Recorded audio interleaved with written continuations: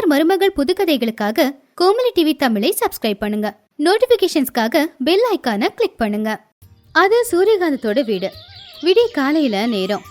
சூரியகாந்தம் அவங்க பட்டுப்படுவ நகை எல்லாத்தையுமே எடுத்து வச்சுக்கிட்டு இருந்தாங்க. அப்பதான் பக்கத்து வீட்டு சாந்தம்மா அங்க வந்தாங்க. மருமகள்களான சாந்தினி, கோமலி, ராதா 3 பேரும் சமையல் அறையில இருந்தாங்க. என்ன சூரியகாந்தம், உனக்கு சொத்துக்கு பஞ்சமா பணத்துக்கு பஞ்சமா? ஆனா உன் வீட்டுக்கு வந்த 3 மருமகளும் வரதட்சணையும் எதுவும் கொண்டு வரல, சீர்வரிசையும் கொண்டு வரல, சொத்து பத்தும் இல்லை. ஊர்ல எல்லாரும் சூரியகாந்தத்தோட 3 மருமகளும் சூரியகாந்தத்தை சொத்தை அடிச்சுக்கிட்டு போக தான் வந்திருக்காங்கன்னு பேசிக்கிறாங்க. உன் பெரிய மருமக சாந்தினி, நடு மருமக கோமலி, என் கடைசி மருமக ராதா, இவங்க 3 பேருமே ஏழை விட்டு பொண்ணுங்க தான் இல்ல?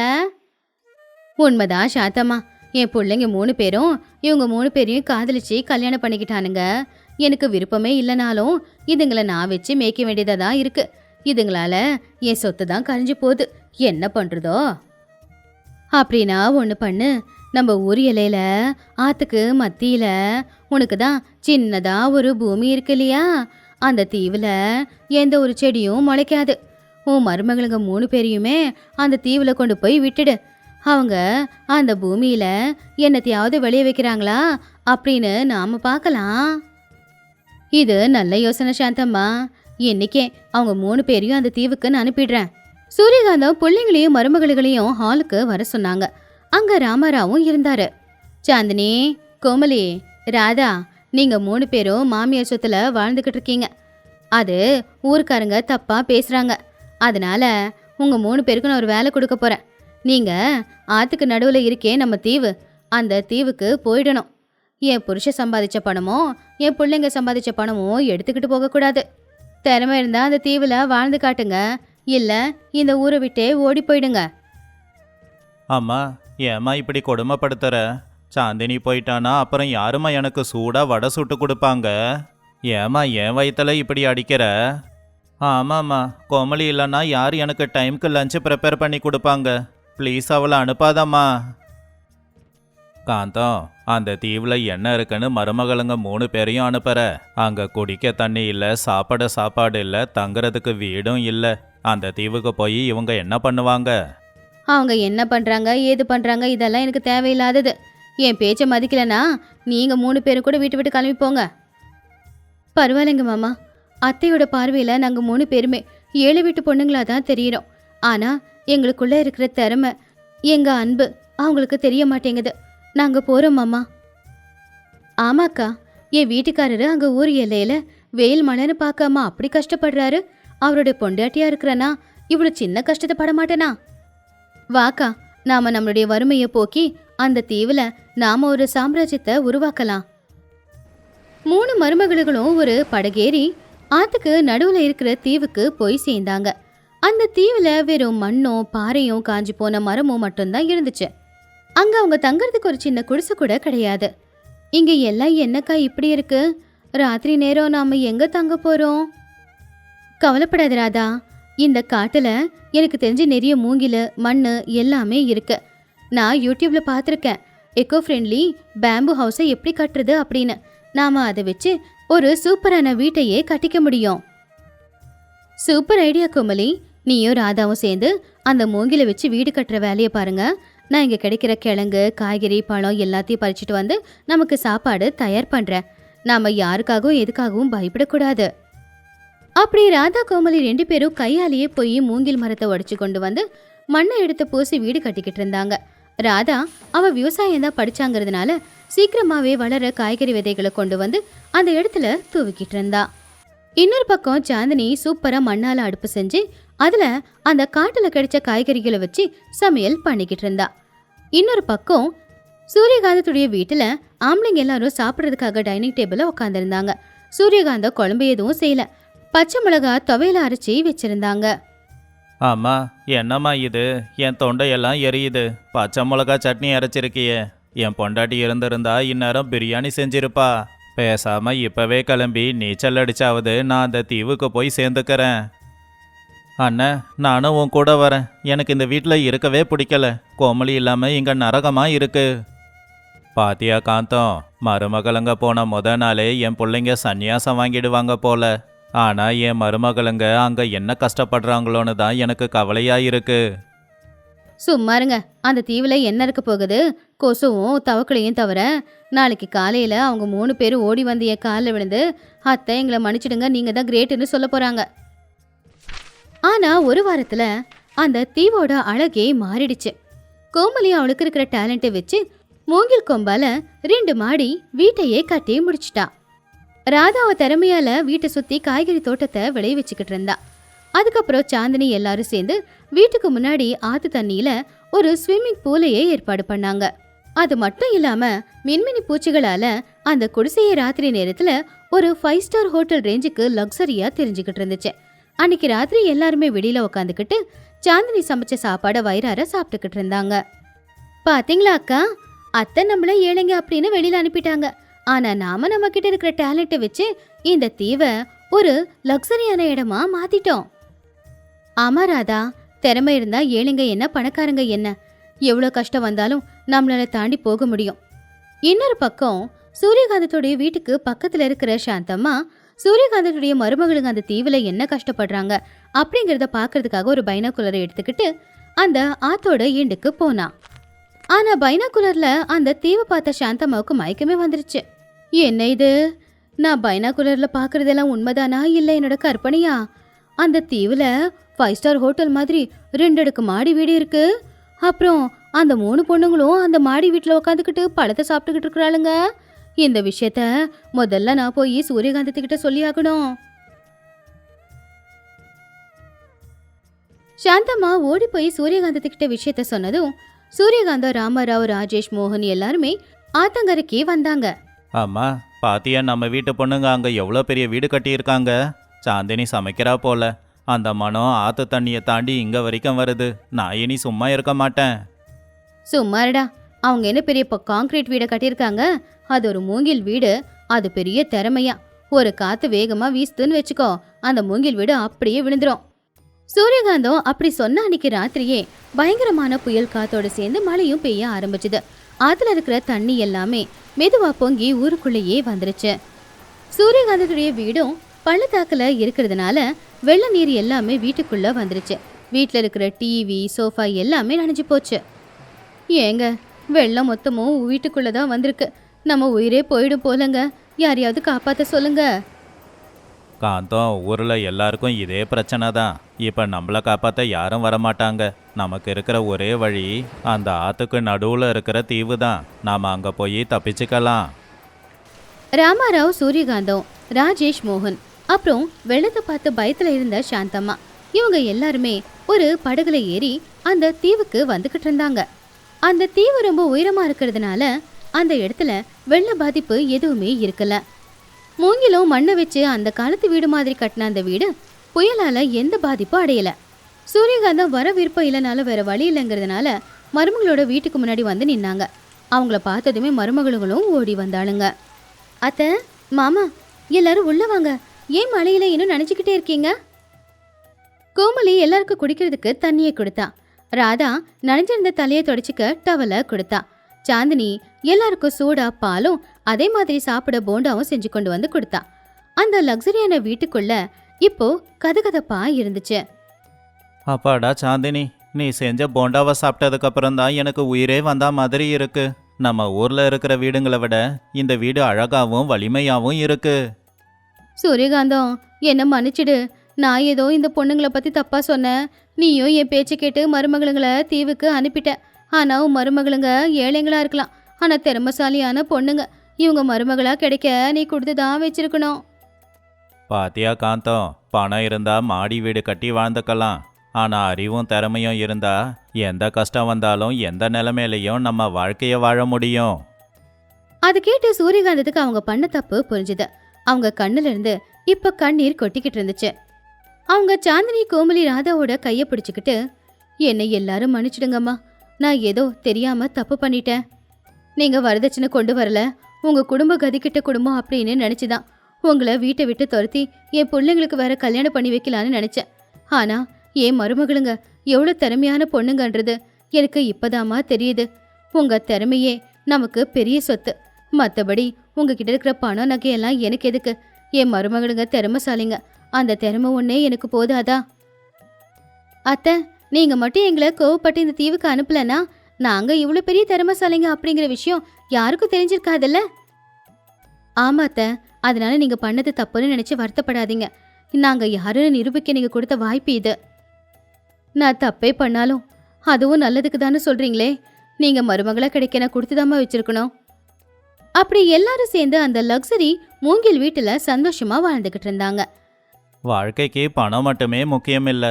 ஒரு மனுஷங்கிட்ட பணம் என்னைக்கு இருக்கும், நாளைக்கு போயிடும். பணத்தை நம்பி வாழ்ந்தா எல்லாத்தையும் இழந்து தான் நிற்கணும். ஆனால் தன்னுடைய திறமையை நம்பி இருக்கிறவனை யாராலையும் அசைக்க முடியாது. இது இன்னைக்கான கதை. இன்னொரு நல்ல கதையோட உங்க எல்லாரையும் சந்திக்கிற வரைக்கும் நன்றி, வணக்கம். ராமபுரத்துல அந்த வருஷம் வெயில் சாதாரணமா இருக்கல.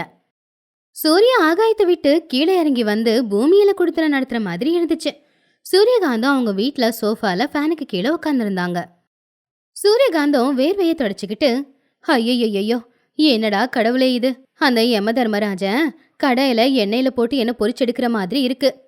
என்னோட சருமம் பாப்கார்ன் மாதிரி வெடிக்குது. ஏங்க, அந்த இன்வெர்டர் வேலை செய்யுதா இல்லையா? இந்த கரண்ட் வேற போய் போய் வருது.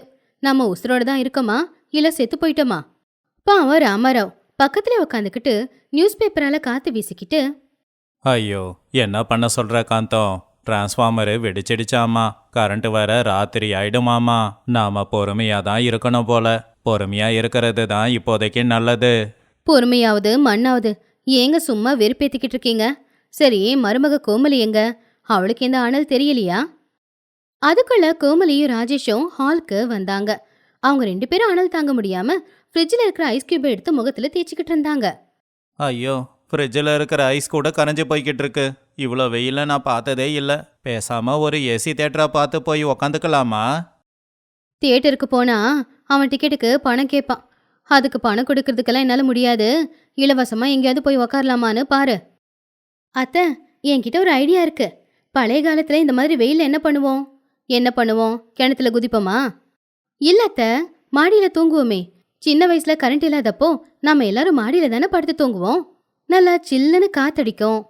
ஆகாயத்துல நட்சத்திரம் அழகா தெரியும். பார்க்க நல்ல ரொமான்டிக்கா இல்ல நல்ல சில்லுன்னு இருக்கும்ல. காந்தம், இது உண்மையிலேயே நல்ல யோசனை தான். மாடியில் நல்லா ஜில்லுன்னு காற்று வீசும். கொசு தொல்லையும் இருக்காது. இன்னைக்கு ராத்திரி நாம எல்லாம் மாடியில் போய் படுக்கலாம். மாடியிலையா? அந்த படியேறி இறங்க என்னால முடியுமா? மாடியில பேய் இருக்குமோ என்னவோ. ஆமா, பேய்ங்க கூட இந்த வெயிலுக்கு எங்கேயாவது ஓடி போயிருக்கோம்மா. நீ வாமா, உன்னை நான் தூக்கிக்கிட்டு போறேன். அன்னைக்கு சாயந்தர நேரம் சூரியகாந்தத்துடைய குடும்பம் மாடியில படுக்க எல்லா ஏற்பாடும் செஞ்சாங்க. ராமாராவ் ஒரு கைத்துக்கட்டுல, இன்னொரு பக்கம் ராஜேஷும் கைத்துக்கட்டுல. அப்படியே தலகாணி எல்லாத்தையும் எடுத்துக்கிட்டு கோமலி சூரியகாந்தம் பின்னாடி ஒரு குடத்துல தண்ணி எடுத்துக்கிட்டு போனாங்க. எப்படியோ எல்லாரும் மாடிக்கு போய் சேர்ந்தாங்க. அங்க காத்து உண்மையிலே நல்லா சில்லுன்னு தான் வீசுச்சு. ஆனா கீழே தரை மட்டும் அனல் கொட்டிக்கிட்டு இருந்துச்சு. அத்தை, தரையில கால் வைக்கும் போது கால் இப்படி பத்திக்குதே. இதுக்கு மேல நம்ம படுத்தோம் தவால இருக்கிற தோசை மாதிரி ஆயிடுவோம். அதுக்கு தானே நம்ம கட்டில் கொண்டு வந்திருக்கோம். ஆனால் இங்கே கட்டில் போட்டாலும் தரையோட அனல் கட்டில் வரைக்கும் வரும் போல. கோமலி, உன் ஐடியா நல்லா விளங்குச்சு. சரி வா, இப்ப எல்லாரும் கீழே போயிடலாமா? இருங்க அத்தை, என்கிட்ட அதுக்கு இன்னொரு ஐடியா இருக்கு. தரையில கொஞ்சம் தண்ணியே தெளிக்கலாம். அப்போ அனல் எல்லாம் ஆவியாகி மேலே போயிடும்ல. கோமலியும் ராஜேஷும் பக்கெட்ல தண்ணியை கொண்டு வந்து மொட்டை மாடி முழுக்க ஊத்துனாங்க. சுயின்னு சத்தம் வந்துச்சு. அனல் எல்லாம் ஆவியாகி மேலே போச்சு. இப்ப தர சில்லுன்னு இருந்துச்சு. அப்பாடா, இப்ப நல்லா இருக்கு. சரி, கட்டில போடுங்க. எல்லாரும் வரிசையா கட்டல் போட்டாங்க. பக்கத்துல வாட்டர் பாட்டில், கொசு பேட்டு எல்லாத்தையுமே வச்சுக்கிட்டாங்க. அதே இப்போ ஒரு ஓப்பன் பெட்ரூம் மாதிரி பார்க்க அழகா இருந்துச்சு. சூரியகாந்தத்தோட ஃபேமிலி மொட்டை மாடிக்கு வந்து செட்டில் ஆனத பக்கத்து வீட்டு சாந்தம்மா எட்டி பார்த்தாங்க. சாந்தம்மாவுக்கு உடனே பொறாமை ஆயிடுச்சு. அப்போ சாந்தம்மா அவங்க மாடியில இருந்து எட்டி பார்த்து, என்ன காந்தம், மாடியில எல்லாரும் திருவிழா பண்றீங்களா என்ன? வீட்டை விட்டு எல்லாரும் வெளியில வந்துட்டீங்க? அட நீ வேற கிண்டல் பண்ணாத சாந்தம்மா. கீழே அனல்ல தூங்கவே முடியல. அதான் சரி மொட்டை மாடியிலையாவது படுக்கலான்னு தான் நாங்கள் வந்திருக்கோம். ஓஹோ, மாடியில சில்லுன்னு காத்து வருதுன்னா அப்படின்னா நானும் என் புருஷனு கூட மாடியிலேயே வந்து படுத்துக்கிறோம். நீங்க மட்டும் நல்லா என்ஜாய் பண்ணலாமா? சாந்தம்மா உடனே கீழே இறங்கி போய் அவங்க புருஷன்கிட்ட சண்டை போட்டு அவங்களும் மாடியில படுக்கிறதுக்காக வந்தாங்க. சூரியகாந்தத்தோட மாடிக்கும் சாந்தம்மாவோட மாடிக்கும் நடுவுல இருந்தது ஒரு செவுரு மட்டும்தான். மத்தபடி 2 மொட்டை மாடியும் ஒன்னாதான் இருந்துச்சு. சாந்தம்மா மேல வந்ததும், அப்பாடா, இப்போ ஒரே வீட்ல இருக்கிற மாதிரி இருக்கு, கதை பேசிக்கிட்டே நல்லா தூங்கலாம். பாத்தீங்களா, இவளும் மொட்டை மாடியில படுத்துட்டா, நம்ம நிம்மதியை கெடுக்கிறதுக்குனே வரா போல. ராத்திரி 10 மணி ஆச்சு. எல்லாரும் சாப்பிட்டு முடிச்சு வந்து படுத்துட்டாங்க. சில்லுன்னு காத்து வீசுச்சு. ஆகாயத்துல நட்சத்திரம் தெரிஞ்சுக்கிட்டு இருந்துச்சு. பாத்தீங்களா அத்தை எவ்வளவு நல்லா இருக்குன்னு? 5 ஸ்டார் ஹோட்டல்ல கூட இப்படி இருக்காது ஆமா கோமலி, ரொம்ப ரொமான்டிக்கா இருக்குல்ல. அப்படின்னு சொல்லி ராஜேஷ் கோமலியோட கைய பிடிக்க போனான். அப்போ திடீர்னு ஒரு சத்தம் கேட்டுச்சு. அது காத்து வீசுற சத்தம் இல்ல, கொசுவோட சத்தம். சூரியகாந்தம் கொசு அடிக்கிறேன்னு கண்ணத்துல ஓங்கி அரைஞ்சு, ஐயோ கடவுளே, என்ன இது, காது பக்கத்துல ஏதோ ஹெலிகாப்டர் பறக்கிற மாதிரி இருக்கு. காந்தம், அது கொசுங்க, நம்ம ரத்தத்தை குடிக்க பர்மிஷன் கேக்குதுங்க. திடீர்னு ஒரு 100கணக்கான கொசு அவங்கள தாக்க ஆரம்பிச்சுது. அதுவும் அதுங்க சாதாரண கொசுங்க இல்ல, அந்த ராமாபுரத்தோட ஸ்பெஷல் ராட்சச கொசுங்க. அதுங்க துணியை தாண்டியும் கடிச்சுக்கிட்டு தான் இருந்துச்சுங்க. கொசு பேட்டை அடிச்சுக்கிட்டு ராஜேஷ், ஐயோ, பேட்டால் அடிச்சாலும் இதுங்க சாக மாட்டேங்குதுங்க, ஷாக் அடிச்சாலும் சந்தோஷமா இருக்குங்க. அத்தை போர்வை இழுத்து போத்திக்கோங்க. இந்த அனலுக்கு போர்வை இழுத்து போத்திக்கிட்டா உள்ள வேர்த்தே செத்து போயிடுவேன். போர்வை எடுத்துட்டா கொசு கடிச்சு செத்து போயிடுவேன். மத்தளத்துக்கு 2 பக்கம் இடி மாதிரி இடிக்குது. ஐயோ, கொசுங்க எல்லாம் சேர்ந்து நம்மளை தூக்கிட்டு போயிடும் போலியே. என்ன பண்றது சூரியகாந்தம்? நானே வழி தெரியாம தவச்சிக்கிட்டு இருக்கேன். இதுல உனக்கு நான் என்னத்த சொல்ல போறேன்? அத்தை, என்கிட்ட ஒரு ஐடியா இருக்கு. நாம வேப்பிலையை போட்டு புகையை போடலாம், கொசு ஓடி போயிடும். சரி, ஏதோ ஒன்று பண்ணு, கொசு கடிக்காம இருந்தா போதும். ராஜேஷ் ஒரு இரும்பு பாத்திரத்தை கொண்டு வந்து அதுல நெருப்பு போட்டு வேப்பிலையை கொண்டு வந்து அந்த நெருப்புல போட்டான். உடனே புகை வந்துச்சு. அந்த புகை அந்த இடமெல்லாம் பரவ ஆரம்பிச்சுது. டேய், கொசு சாகுமோ இல்லையோ தெரியல, ஆனா எனக்கு என்னமோ நாம மூச்சு விட முடியாம செத்துடுவோம் போல. ஐயோ, என்ன இது? சாந்தம்மா, உயிரோட தான் இருக்கியா? நான் உயிரோட தான் இருக்க காந்தம். ஆனா ஏற்கனவே பாதி உயிர் போயிடுச்சு. இந்த புகை முழுசா உயிரையும் எடுத்துரும் போல தெரியுது. புகை போட்டதுல கொசு தொல்லை இல்லாம இருந்துச்சு. அதனால எல்லாரும் நிம்மதியா தூங்க ஆரம்பிச்சாங்க. ராமராவ், சூரியகாந்தம் 2 பேருமே கொரட்டை விட்டு நல்லா தூங்கிக்கிட்டு இருந்தாங்க. சரியா நடுராத்திரி 2 மணி இருக்கும். ஆகாயத்துல மேகங்கள் எல்லாமே கருக்க ஆரம்பிச்சுது. இடி மின்னல் எதுவும் இல்ல, ஆனா சில்லுன்னு காத்து வீச ஆரம்பிச்சுது. அப்பாடா, ஏசி ஆன் பண்ணீங்களா? இவ்வளவு சில்லுன்னு இருக்கு காத்து. அடுத்த நொடியே டப் டப்னு மழைத்துளி மேல விழ ஆரம்பிச்சுது. வெயில் காலத்துல எதிர்பாராத மழை. ஆனா அது சாதாரண மழை இல்ல, பயங்கரமான மழை. ஐயோ, மழை வருது, எல்லாரும் எழுந்துறீங்க. அத்தை எழுந்துறீங்க. எல்லாரும் எழுந்திருக்கிறதுக்குள்ளார கட்டிலெல்லாம் நனைஞ்சு போச்சு. சூரியகாந்தத்துடைய புடவையும் நனைஞ்சு போச்சு. ஆனா ராமராவ் மட்டும் கனவுல அவரு குளிக்கிறதா நினைச்சுக்கிட்டு இருந்தாரு. அட கடவுளே, என்ன கொடுமை இது! அனல் தாங்க முடியலன்னு மாடியில வந்து படுத்தா இப்போ மழை பெய்யுதா? சரி சரி வாங்க, எல்லாரும் உடனே கீழே போலாம். கட்டில தூக்குறது யாரு காந்தம்? கட்டில் இங்கேயே கிடைக்கட்டும், நாம உயிர் வாழணும்ல, உடனே கீழே ஓடலாம். எல்லாரும் வேக வேகமா மாடியிலிருந்து கீழே இறங்கி போகும்போது இருட்டா இருந்ததுனால அவங்களுக்கு கண்ணும் தெரியல. கரண்ட் இல்லைங்கிறதுனால எல்லாமே இருட்டா இருந்துச்சு. படியில வழுக்கிற மாதிரி இருந்துச்சு. பக்கத்து மாடியிலேருந்து சாந்தம்மா கத்திக்கிட்டே, காந்தம், அப்படியே விட்டுட்டு போகாதீங்க. என் வீட்டுக்காரரு நல்லா தூங்குறாரு, எந்திரிக்க மாட்டேங்கிறாரு. இந்த கட்டில என்னால் தூக்கவும் முடியாது. அவர் அங்கேயே கிடக்கட்டும், நீ மட்டும் கீழே இறங்கி போ. சூரியகாந்தத்தோட குடும்பம் படியை விட்டு கீழே இறங்கி வரும்போது கால் வலிக்கு ராஜேஷ் ஜொயின்னு கீழே வந்து இறங்கினான். அதுக்கப்புறம் கோமலிக்கு பின்னாடி சூரியகாந்தம், சூரியகாந்தத்துக்கு பின்னாடி ராமாராவ், எல்லாருமே பறந்து வந்துட்டாங்க. ஐயோ, என் இடுப்பு! ஐயோ, என் காலு! எல்லாரும் மழையில நனைஞ்சுக்கிட்டு பாவம் இடுப்பு வலியோட கீழே வந்தாங்க. வீட்டுக்குள்ள ஃபேன் சுத்தல, ஆனா மழையால வீட்டுக்குள்ள நல்ல சில்லுன்னு தான் இருந்துச்சு. கீழே இறங்கி வந்ததுக்கு அப்புறமா கொஞ்சோண்டு வெளிச்சத்துல ஒருத்தங்க முகத்தை இன்னொருத்தங்க பார்த்துக்க ஆரம்பிச்சாங்க. சூரியகாந்தத்தோட தலைமுடி கலைஞ்சு போயிருந்துச்சு. ராமாராவுடைய ஜிப்பா கிழிஞ்சு போச்சு. எல்லாரும் அலங்கோலமா நின்னாங்க. ராஜேஷ் சிரிச்சுக்கிட்டே, அம்மா, நம்ம சம்மர் கேம்ப் சூப்பர் சக்சஸ்மா. வாட்டர் பார்க்ல விளையாடிட்டு வந்த மாதிரியே இருக்கு.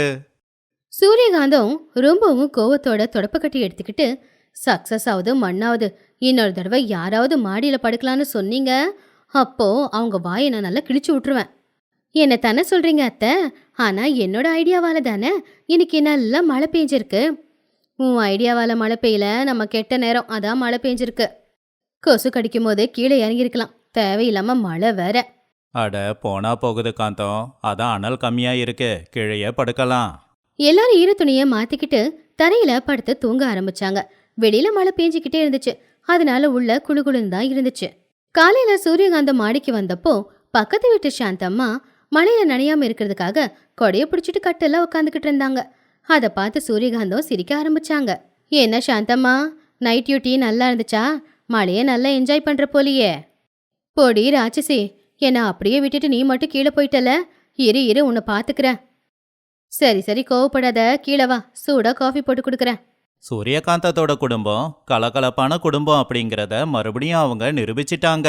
இன்னொரு நல்ல கதையோட உங்களை சந்திக்கிறேன். நன்றி, வணக்கம்.